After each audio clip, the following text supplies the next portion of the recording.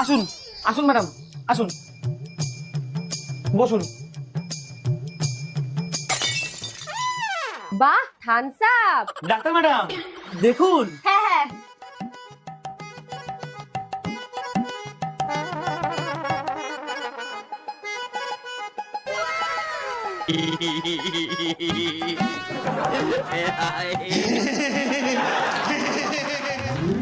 শুনুন, বাড়িতে যদি রুগী থাকে আর এই গরমের মধ্যে ডাক্তার দেখতে আসে, তাহলে একটু ঠান্ডা খাওয়াবেন। কিন্তু বাড়িতে তো এই তো থামস আপ আছে, আমি আবার থামস আপ ছাড়া কিছু খাই না। চশমাটা খুলুন, এইবার দেখুন।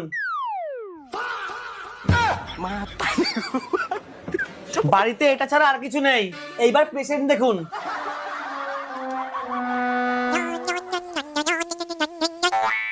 হ্যালো, বলছি আজকে না আমি আসতে পারবো না, বৌদিকে বলে দিস।